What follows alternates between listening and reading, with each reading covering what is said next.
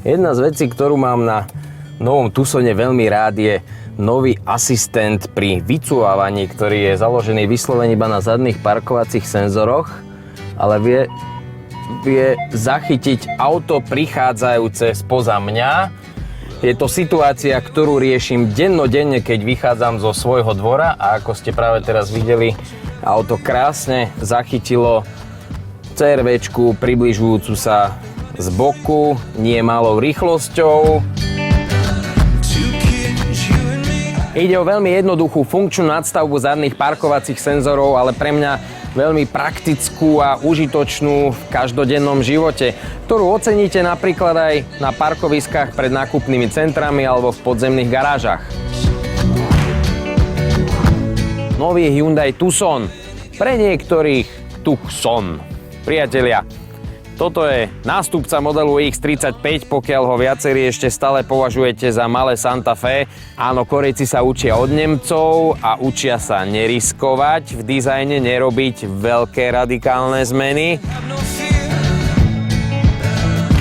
A práve vďaka tomu, že Hyundai nechcel byť priveľmi kreatívny, moderný, ale neriskoval, takú malú internú súťaž v rámci koncernu medzi Sportageom a Tucsonom podľa ohlasov publika jasne vyhráva Hyundai. Keďže mám niekoľkomesačné dlhodobé skúsenosti zo Santa Fe a Grand Santa Fe, Tucson budem trochu porovnávať práve s týmito modelmi, pretože zvlášť u Hyundaiu platí, čo nový model, to skok dopredu. Bez ohľadu na kategóriu, bez ohľadu na to, či je to vlajková loď alebo kompakt. A rozdiel v porovnaní so Santa Fe cítim od prvej chvíle, ako som si sadol za volant. Tucson je od podlahy úplne nové auto, čo vidieť už na samotnej karosérii. Zvonka vyzerá ako dvihnutý športový hatchback než SUVčko so širokým rozchodom kolies, pričupenou karosériou, kolesami osadenými vyslovene v rohoch karosérie a krátkými prevismi. Zo svojich proporcií ťaží v prvom rade na ceste, ale tiež v interiéri. Hoci charakterovo prúženie Tucsonu vychádza zo Santa Fečka, čiže je to skôr cestné, športovejšie, ladené SUVčko, ktorého prioritou je v prvom rade dobre a agilne jazdiť na asfaltových cestách. Podvozok je počuteľne lepšie odlučnený a jazda aj po našich rozbitých cestách je vnímateľne kultivovanejšia, pokojnejšia, hladšia.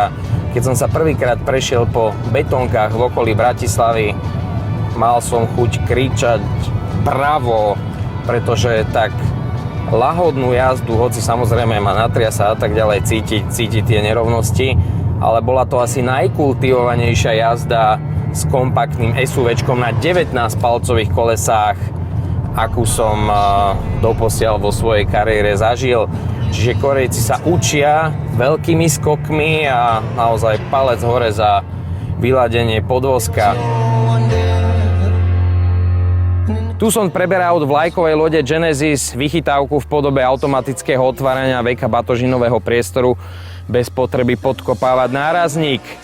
Každá minca má ale dve strany, pretože kufor sa otvára, aj keď to nepotrebujete alebo nechcete, ale niekoho možno poteší, keď ráno príde k autu a auto ho pozdraví. Vstupný otvor je pekne a veľmi prakticky vykrojený, kufor vnútri široký, jeho základný objem je 488 litrov a pod podlahou mám plnohodnotné koleso s originál lakovaným diskom, priatelia. Takže keby tam nebol, donútra sa vmestí toho ešte viac. Pointovali je, že ak máte v podlahe 19-palcové koleso, roletku už neschovate do podlahy, pretože sa sem nevmestí. Musíte ju uložiť nad podlahu. A pozrite, ako Hyundai dôkladne pracuje s odhlučnením, dokonca aj medzi podlaha dostala akustické čalúnenie, izolujúce hluk od podvozka. A ďalší posun v detaile aj voči Santa Fe. Batožinový priestor môžem z miesta vodiča nielen otvárať, ale aj zatvárať. Škoda len, že Hyundai sa nenaučil prekrývať prahy bočnými dverami. To znamená, že v zlom počasí si môžete ušpiniť nohavice. Užívam si, ako ľahko a presne sa Tucson ovláda aj v porovnaní so Santa Fe. Cítiť strmší prevod riadenia, menej musím točiť s volantom. Celkovo Tucson na mňa pôsobí ako správne naladené, moderné, cestné SUVčko, v ktorom vám všetko sadne, všetko vám padne do ruky, nemusíte si na nič zvykať, na nič špeciálne sa sústrediť.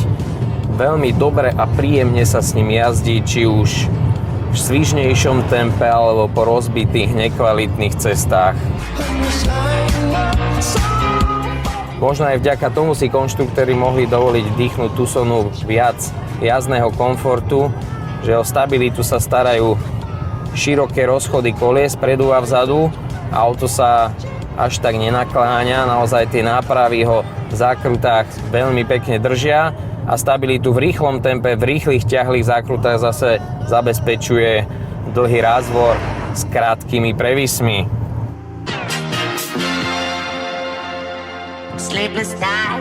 Teraz si ideme vyskúšať trochu pohon 4x4, keďže na aute máme obuté nádherné 19-palcové disky, ktoré je škoda ničiť v blate. Tak si vyskúšame iba takýto trávnatý výjazd s prekrížením náprav. Najprv postavíme do vzduchu nejaké dve kolesá. No, tu som skončil so štandardným nastavením elektroniky, takže teraz prichádza k slovu režim lock a dám tam ešte aj asistenta pre zjazd z kopca, ktorý sa nám zíde, keby náhodou nás začala tráva šmýkať. Toto je ideálny povrch na test. No, počkať, ale nejak sa mu nechce. Dáme tam jednotku. Tak. A teraz už sa driape. Obuté mám čisto letné cestné pneumatiky. Pracuje elektronika, snaží sa. Trochu vyskúšam cúnuť. Veľmi záleží vyslovene od obutia v takýchto podmienkach, ale keď už sa rozbehnem a pneumatiky ako tak sa majú o čo chytiť, tak štvorkolka sa snaží. Pred chvíľou som to tu dvakrát skúšal a nebol problém sa dostať hore. A postupne. No. Hops. Tak, ale hore nevídeme asi. Priestorové podmienky vzadu patria medzi slušnejšie v kompaktnej triede, hoci zadný sedák, zadná lavica nie je až taká dlhá ako v Santa Fe, ale mám tu veľa miesta pre nohy, kam si dať chodidlá, sedí sa vyššie, aj nad hlavou rezerva. A ešte divácka otázka, či sa dozadu mestia 3 detské sedačky. Tesne, trochu sa napracujete s pásmi, ale 3 detské sedačky sem dostanete, hoci Isofixy sú iba na 2 krajných sedadlách. A Hyundai má v Nemecku vývojové centrum a aj patenty na uchytenie Isofixov sú už typicky nemecké, koncernové. Motoru máme pripravený špeciálny blok. Ľudia v diskusiách na internete často kritizujú súčasné nové korejské modely, že ich motory neťahajú, sú chromé, nevýrazné. Tak si to poďme vyskúšať. Po ruke máme Hondičku, naftovú 1.6 biturbo s výkonom 118 kW 160 konských síl, kombinovanú s 9-stupňovým automatom ZF, to je novinka. Tucson má pod prednou kapotou naftový 2 liter s výkonom 136 kW 185 koní. Čiže je tam náskok 25 koníkov, Tucson musí vyhrať s rozdielom triedy.